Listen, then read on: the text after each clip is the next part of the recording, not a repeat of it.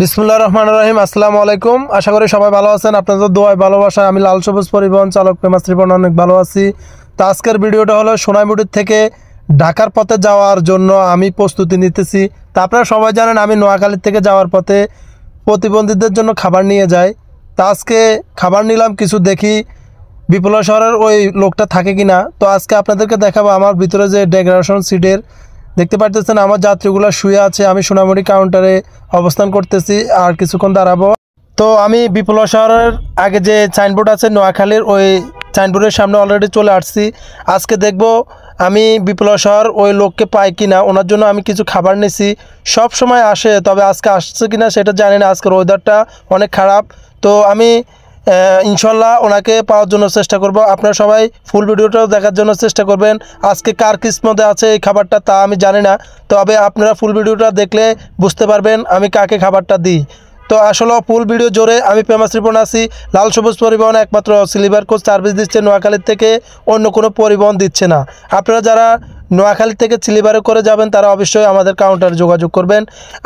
আমি সবসময় প্রতিবন্ধীদেরকে খাবার দিই, এই নিয়ে আমি ভিডিও বানাই। তো আপনারা অনেকেই কমেন্ট করেন যে ফেমাস রিপন ভাই আপনি লোক ভাড়া করে তারপরে এগুলো করেন। তো আজকে আপনাদেরকে ক্লিয়ার করব যে আমি লোক ভাড়া করে কি রাস্তার মধ্যে শোয় রাখি নাকি তারাই শুয়ে থাকে বসে থাকে, আপনারা আজকে দেখলে বুঝতে পারবেন। তো আমি সব সময় বিপ্লব শহরের পরে আইল্যান্ড আছে, ওখানে আমি দাঁড়াই।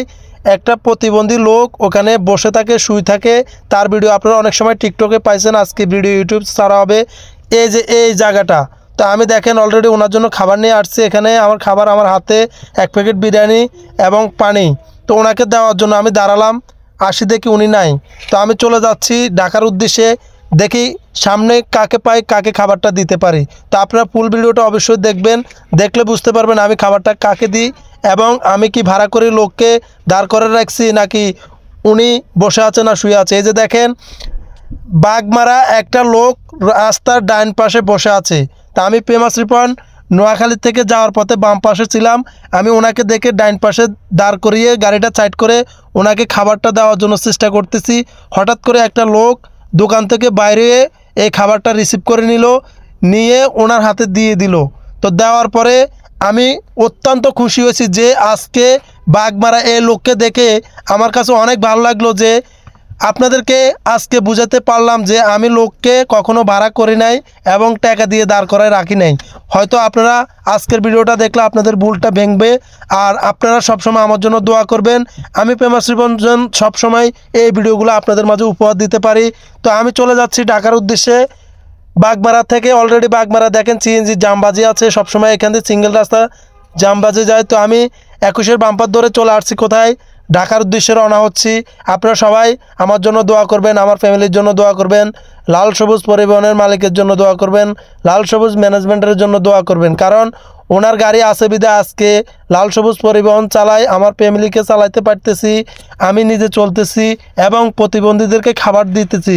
তো দেখতে পাচ্ছেন আল্লাহর দানীয় জিনিস কত সুন্দর হয়।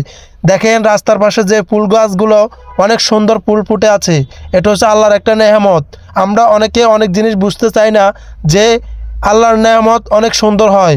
আমি অলরেডি চলে আসছি সাইনবোর্ডের পরে আমাদের যাত্রাবাড়ি কাউন্টারের টোলের সামনে চলে আসছে। অলরেডি দেখেন আজকের ওয়েদারটা কত সুন্দর, এখানে দেখা যাচ্ছে বিল্ডিং আর বিল্ডিং, বিল্ডিং আর বিল্ডিং। ঢাকা শহরে বিল্ডিং আছে আর কিছু নাই।